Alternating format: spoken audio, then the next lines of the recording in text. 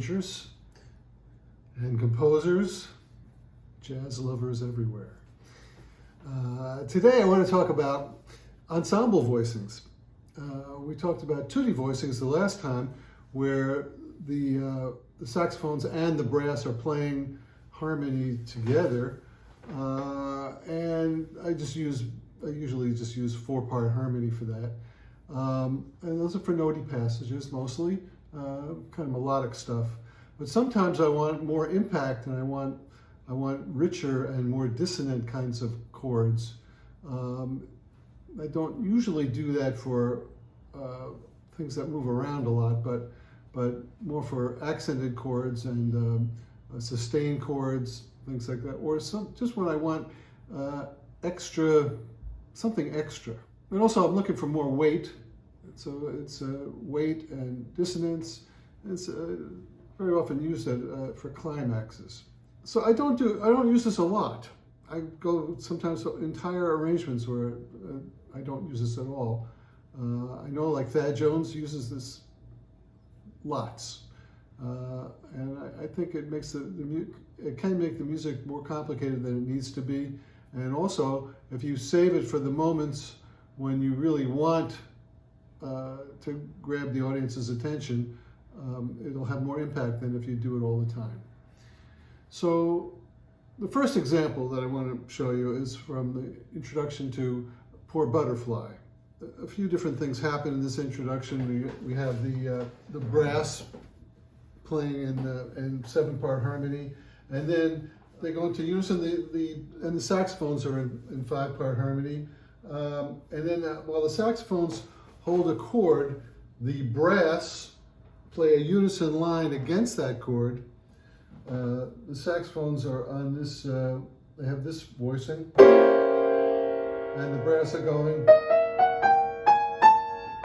and then they're going to, that last note, I'm going to have the saxophones join the brass for that last voicing. So I'll give the brass, it's going to be a D7 chord, so the bass player has a D, and there's a D in the trumpet melody. So it's like the root, the 13th, the 3rd, the 7th. Now the first trombone has got the flat 5. The second trombone has the flat 9. Third trombone has the 5th. Very rich brass voicing. And then I voice the saxophones underneath the brass. The brass are up high, so it's going to be nice and bright, and the saxophones are on the bottom where they're at their strongest. I give them a very traditional sharp 9 voicing. Root, 5th, 3rd, 7th, sharp 9. So that puts a real fat bottom onto the brass voicing. Brass up high for brightness, and the saxophones down low for power.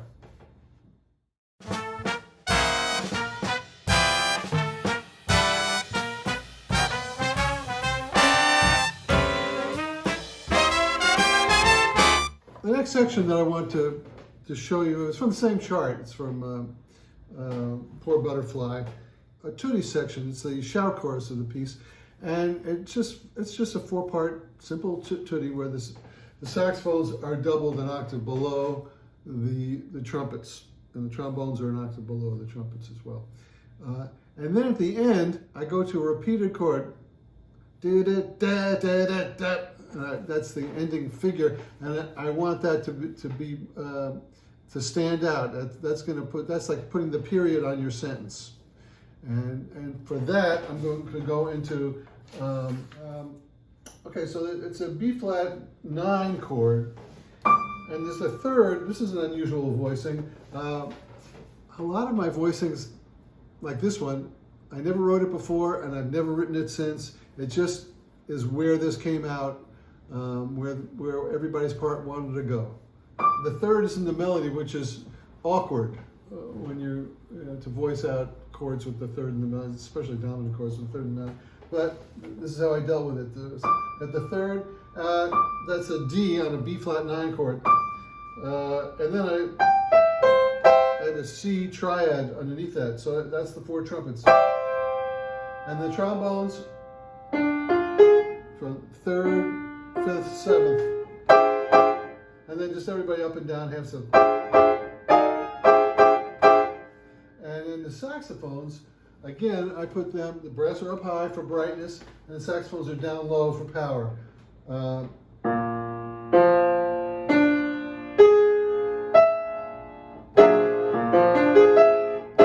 it's root, fifth, third, seventh, and sharp 11th. Okay, so we're going to listen now. We'll hear the tutti passage, so you can hear how that works. It's simple 4-part voicings, and then to put a punctuation at the end, it's going to go into this rhythmic figure ba-da-da-da-da-da, all voiced out in these with these thick ensemble voicings.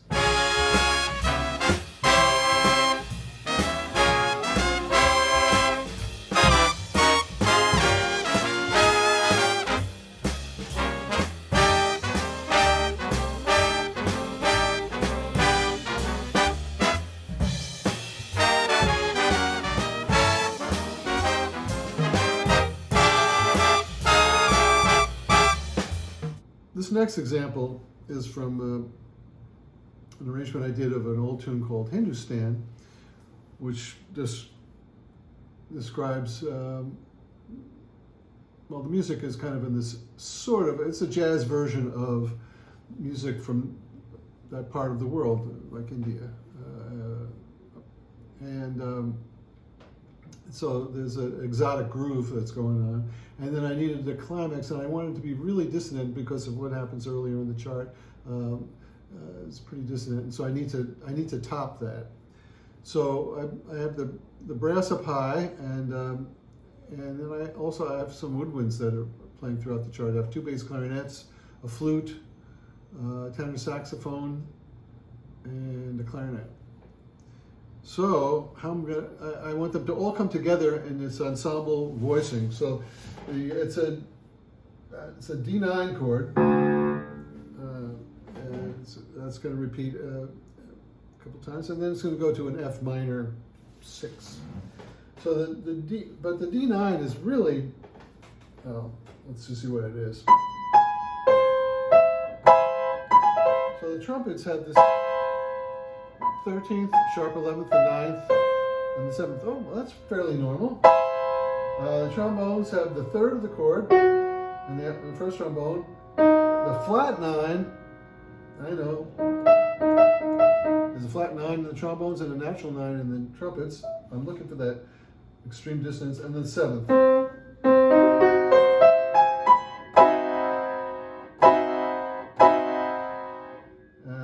Okay, and then what's going on in the reeds? Well, there's the one of the bass clarinets is on the root on the bottom, the D way down low.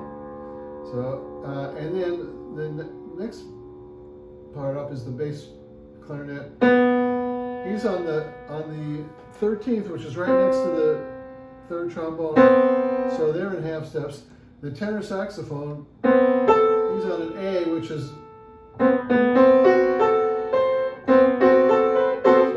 in between the first trombone and the bottom and the flugelhorn. And the clarinet is on an E up high. I want him to be really screaming. He's above the trumpet. Trumpets are there. The clarinet is there. And the flute is even higher up on the 5th. So there's a minor 9th between the 2nd trumpet and the flute all the way up high. Well, it's impossible. I'd have to enlist somebody else to play the other parts, but we'll listen to the recording and you could hear this very dissonant kind of effect.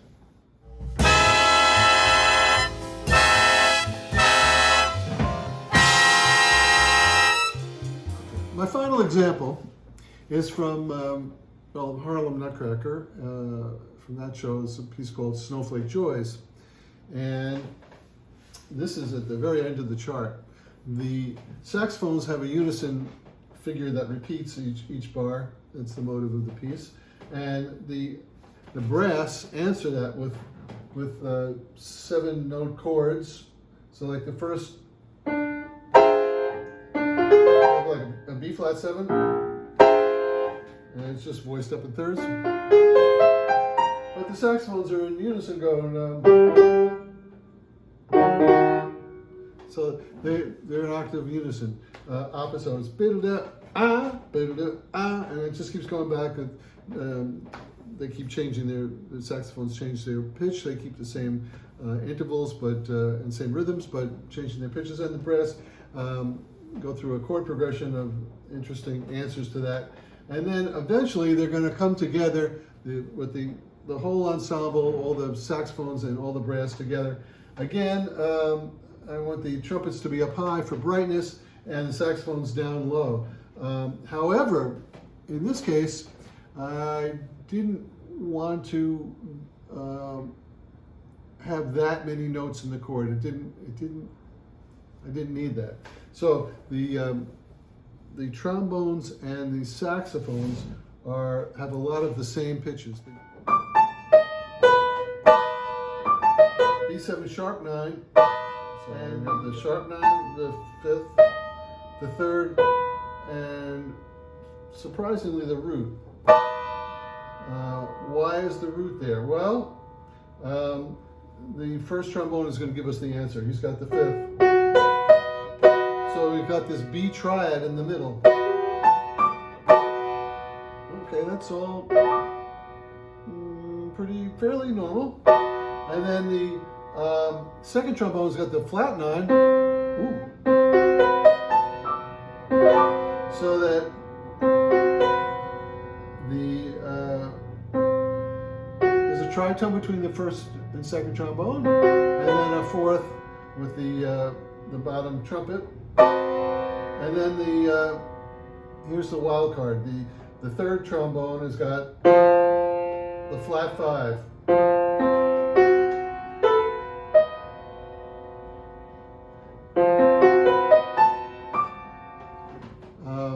Is that okay? Well, it sounds okay to me. It's pretty dissonant, but I like it. And below that, I've got the baritone saxophone on the root, on the B on the bottom. The other saxophones are voiced with the trombones. B, F, C, F sharp, and B. And the trumpets are on top. So let's take a listen. Here's the last couple of pages of Snowflake Joys.